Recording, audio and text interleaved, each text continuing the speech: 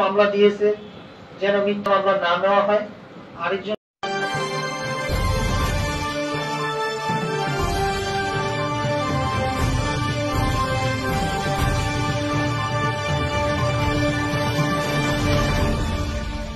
ভাই বললেন যে মামলা নিলে কোনো অসুবিধা নাই, তদন্ত যেন সঠিক হয়, করবেই। আসলে আমাদের আইনগত কিছু বাধ্যবাধকতা আছে। আপনি যদি অভিযোগ দেন, অভিযোগটা আমাকে নিতে হবে। অভিযোগটা দেখেই আমি বলতে পারবো না এটা মিথ্যা না সত্য।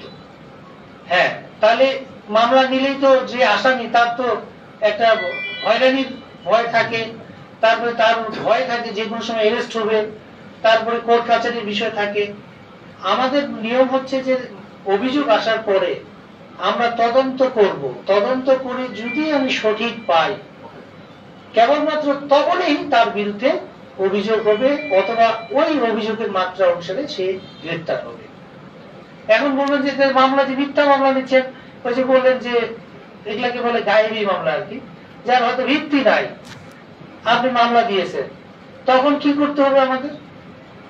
আইনেও বলা হয়েছে যে যদি আপনি একটা মামলা দিয়ে অযথা ওই মানুষের হয়রানি করেন, অর্থাৎ একটা মিথ্যা মামলা দেন, এটা যদি প্রমাণ হয় তাহলে আমরা আপনার বিরুদ্ধে কি উল্টা মামলা করব। মিথ্যা মামলা হলে আপনার বিরুদ্ধে আমরা কিন্তু পরবর্তীতে মামলা করব।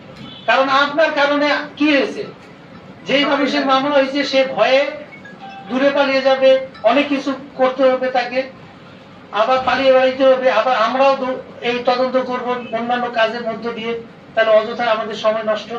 সেই কারণে কিন্তু আইনেই বলা দেওয়া আছে যদি মিথ্যা কেউ মামলা করে তার বিরুদ্ধে তখন মামলা হবে, তার বিরুদ্ধে তখন আইনগত ভাবে তার জেল জরিমানা আছে। একক ভাবে কোনো কিছুই সমাধান করা সম্ভব নয়। হ্যাঁ, তো এটা আমরা এটা দেখবো। এবং মাদক, ভালো কথা বলেছেন, মাদক খায় কারা বলেন তো? না না, কোন কারা বিশেষ করে খায় যার জন্য আপনারা শঙ্কিত? Young generation. একটা গবেষণায় আছে যে দোজ আর এডিক্টেড, হ্যাঁ, আর নট রিকভারি অর্থে। তার মানে তারা গবেষণা 98% যারা মাদকাসক্ত এডিক্টেড ওদেরকে আপনি ফিরে আনতে পারবেন 98%। 20% হয়তো পারতে পারে, কারণ ওরা মাদক না পাইলে, আপনি দেখেছেন তো বাবা মাকে একবারে খুন পর্যন্ত করেছে, এটা কত পত্রিকা আসছে। আমার টার্গেট হবে কি, আমাদের সবারই টার্গেট হবে কি, যে আমাদের নতুন যে জেনারেশন অর্থাৎ ছাত্র ছাত্রীরা যেন মাদকে আসক্ত না হয়।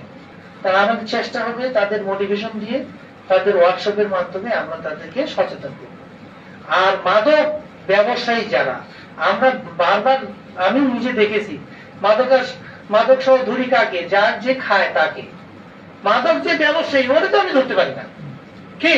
আবার যদি ব্যাগে আমরা এরকম মাঝে মধ্যে পেয়েছি যে ব্যাগে অনেকগুলো মাদক নিয়ে যাচ্ছে, ওরা যখন ইন্টারভিউশন করছে যে ওর আসলে না, ওকে কেউ দায়িত্ব দিচ্ছে, ওটা সে ক্যারি করতেছে।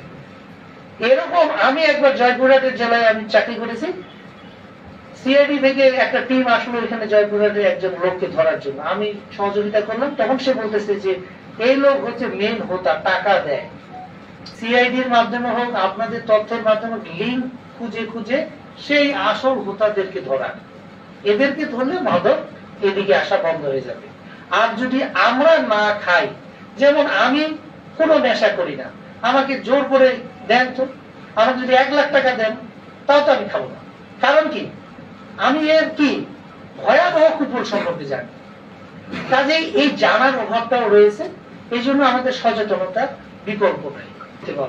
এই প্রত্যাশা রেখে সবাই আপনাদের মূল্যবান সময় এখানে আমাকে দিয়েছেন, এই জন্য কৃতজ্ঞতা প্রকাশ করছি। আর আপনাদের সাথে নিশ্চয়ই খুব শীঘ্রই আমরা আবার মিলিত হব, যে আমাদের ফিডব্যাক দিব। আমরা হয়তো কয়েক মাস পরে আবার আপনাদের সাথে বসবো, যে আমরা আপনারা যে পয়েন্টগুলো দিয়েছেন এগুলো কতটুকু অগ্রগতি ঘটেছে, কেমন। তো সেই প্রত্যাশা থাকলো, সেই দিন যেন আপনাদের যতগুলো অভিযোগ এটা মিনিমাম যেন অর্ধেকটা চলে আসে, তারপরে আবার যেন আরো একটু কমে আসবে, সঠিক। আর আপনারাও চেষ্টা করবেন আমাদের কোনো ভুল ত্রুটি হলে সাথে সাথে, ওই যে আমাদের সিনিয়র সিটিজেন বললেন সাংবাদিক ভাই, যে সব সময় যে ভুল ধরাটাই কিন্তু সংশোধনের বিষয় না।